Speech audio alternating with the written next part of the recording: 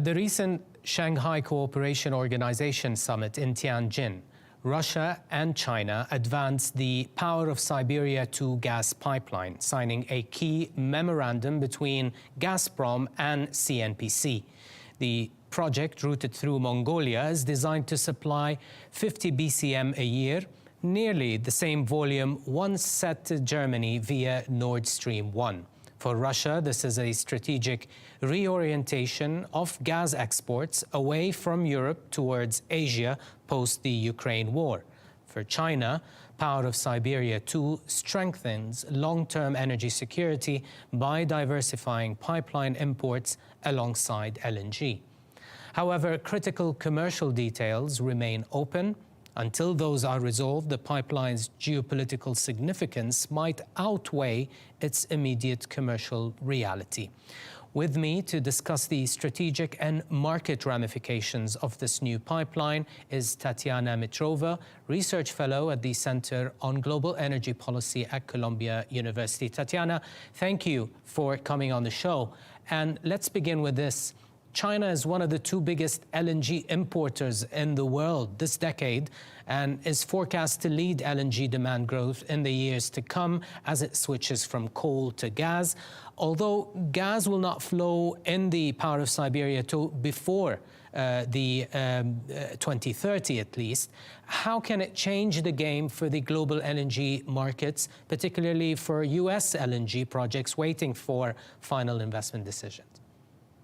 Thank you, Naser, and thank you for inviting me and for great question. Indeed, a Power of Siberia 2, even without real contract signed, starts already to change the global LNG market game and all the perceptions of the market players, first of all. Just a little bit of historical perspective. We are now approaching to the third large LNG wave of new projects. The first wave was like 100 BCM, the second wave was 200 BCM, the third wave is 350. So the market is already preparing to a huge gas glut.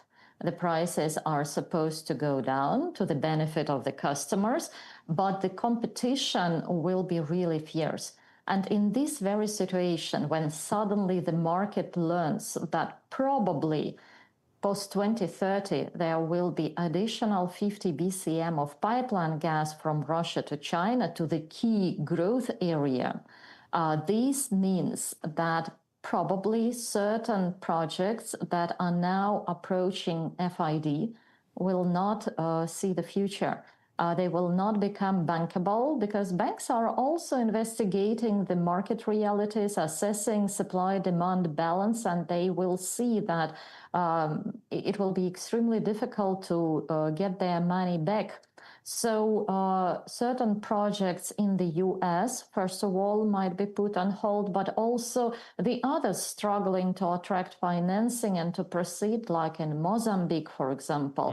For them, it's really bad news, though, as you've mentioned at the very beginning, there is no real deal at the moment. It's just expectations, but you know how the expectations can affect markets. Of course, Tatiana, the memorandum, although said to be binding, lacks any details, which means further negotiations are forthcoming. What are the contract parameters that you would be looking for, and who or which party you think has the upper hand on each of those factors? Well, a short spoiler, China has. Absolutely. Obviously, everywhere.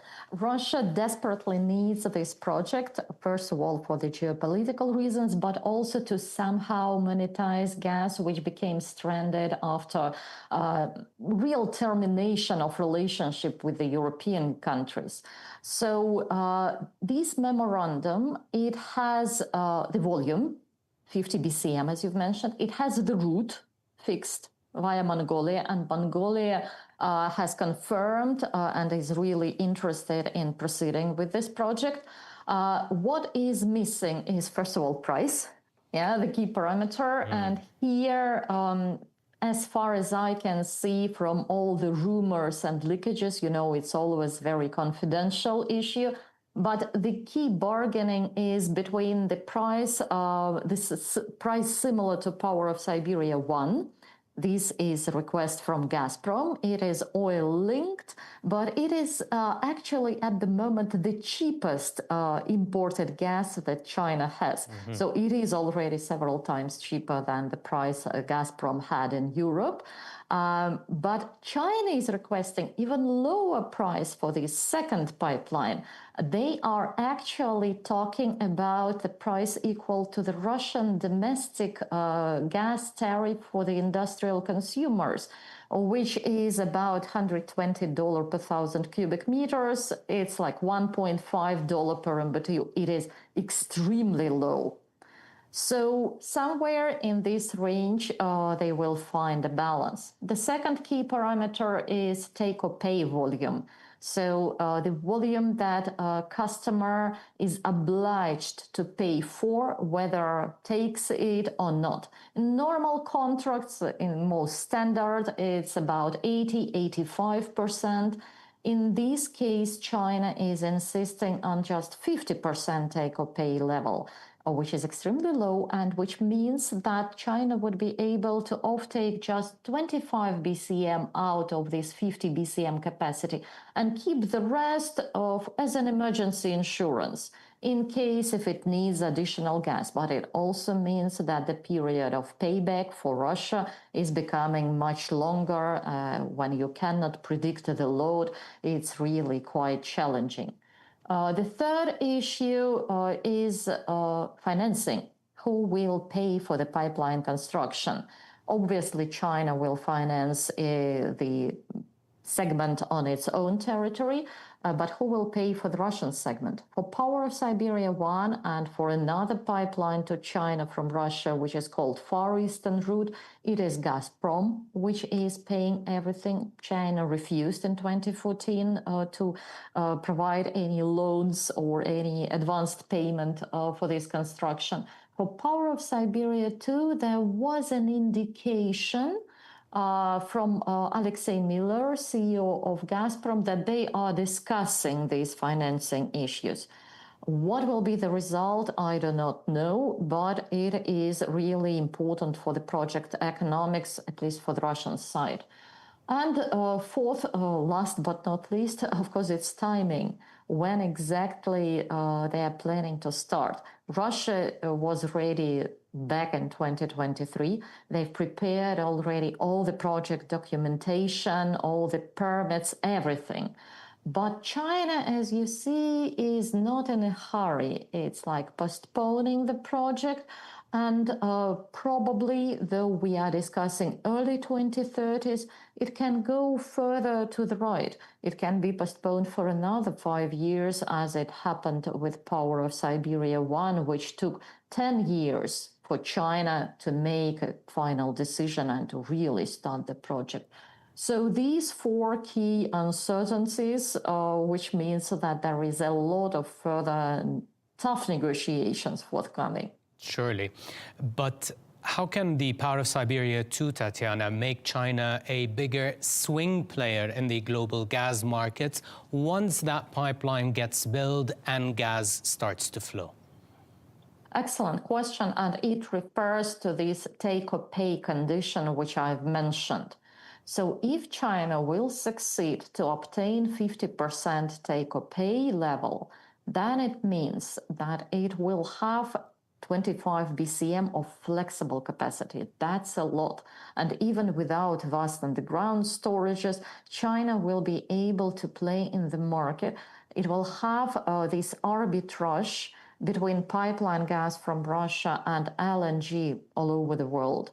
And if you add to that the fact that during the past few years, Chinese companies have built incredibly efficient trading capacities, both in oil and in gas, that means that they will be able actually to, well, manipulate the market. Yeah, they will have this flexibility. They will be able either to resell LNG cargoes that they do not need, as it was happening back in 2022, or when this undemanded LNG was going to Europe and actually saved Europe from a real gas collapse after Russian gas flows stopped. Or it is happening right now. Yeah, this LNG goes to Europe, the one that China doesn't need, because actually, though, at the very beginning, you've mentioned that China is the biggest and fastest growing LNG consumer in the world. The last year wasn't really good enough. So Chinese LNG imports actually went down. So there are also some concerns about future China's gas demand. And if Chinese buyers are negotiating now with any LNG producer, what they say is, we will have, let's say, $1.5, $2 per MMBtu for Russian gas. So what can you propose us? What is your value proposition in this case?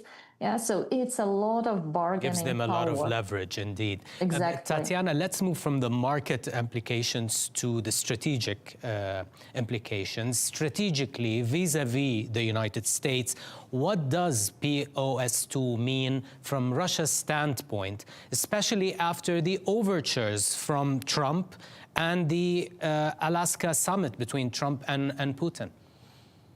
Well, the broader context of all these dances between Putin and Trump is, I think, led by Trump's desire to split China and Russia strategically, because this alliance is really becoming threatening. Russia having not only enormous resources, not only energy, but also materials, minerals, everything, and nuclear weapons, and China with all its economic and military capacity, that already looks like quite a frightening bloc. So agreeing to give some concessions via Ukraine, sanctions, Trump seemed to be hoping to actually attract Putin to the other side.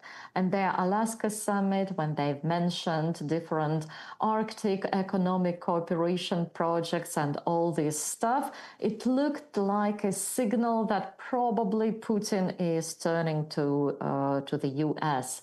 But 10 days later, with all these Shanghai Cooperation Organization summit rhetorics, with the military parade, which Putin also attended, and with Power of Siberia 2 memorandum, for me it looks like a clear signal that Putin has chosen China's side at the moment. Maybe he is waiting for additional concessions from the US. Maybe it is like the final word, we will see. But for China, which was very slow to confirm this memorandum, by the way, on the official level, yeah, while Russia immediately started to celebrate, China was not actually confirming for a period. So China definitely leaves some window for further negotiations, both with Russia and with the US. So it's this big trilateral geopolitical game ongoing. Okay, so despite, Tatiana, China having the upper hand on the POS2 negotiations, isn't it safe to say that China also does need Russian gas, given that the US LNG is stuck in that trade war currently taking shape between Washington, D.C. and Beijing? Also, Qatar LNG is susceptible to the Hormuz closures in any future wars on Iran. And furthermore, Australian LNG is not so politically dependable either for China. So does Beijing need to secure the reliability of the Russian piped gas, especially before Putin could be swayed by Trump towards the West with promises of sanctions, relief, and so on? Do you think this is what finally moved the needle for China on the Power of Siberia 2 pipeline? Exactly, Nasser. That is our reading. We were asking ourselves at Colombia, why now? What changed? For so many years, China was actually putting this project on hold, and now suddenly they decided to make quite a significant step, though not final, but still. As you've mentioned, first of all, Iran-Israeli war and this threat of Hormuz closure, it really became quite a wake-up call for Chinese authorities, who were always very much preoccupied by energy security, but now it was so close that they started to reassess reliability of the supplies from the Gulf. Then the US trade war. And again, during the last year, actually, China stopped importing US LNG. They've already basically refused from it. As I mentioned, there is a lot of LNG around the world forthcoming in the next couple of years. So I think China will be able to replace the US LNG by the other suppliers, but they need an insurance. They need some hedge. And therefore, Power of Siberia 2, though it's not absolutely the must for Chinese gas balance at the moment, it's something like nice to have, just in case, just to be sure that if there is maritime blockade, either in Hormuz or in the China Sea, if anything happens with the pipeline gas, which is going through common border and through Mongolia, you don't expect any big problems. And as the world is becoming more fragmented and confrontational, it seems to be a smart move from China's side. And also don't forget about price. It will be very cheap gas, which will support China's industrial policy and global competitiveness. So China is not losing anything, but it wins quite a lot. Mm-hmm. Tatiana, fascinating, of course, discussions with regards to the Power of Siberia 2 pipeline, what it means for the markets and strategically for both China and Russia vis-a-vis the West. Thank you so much for coming on the show and sharing your thoughts. Tatiana Mitrova, Research Fellow at the Center on Global Energy Policy at Columbia University. Thank you very much. Thank you.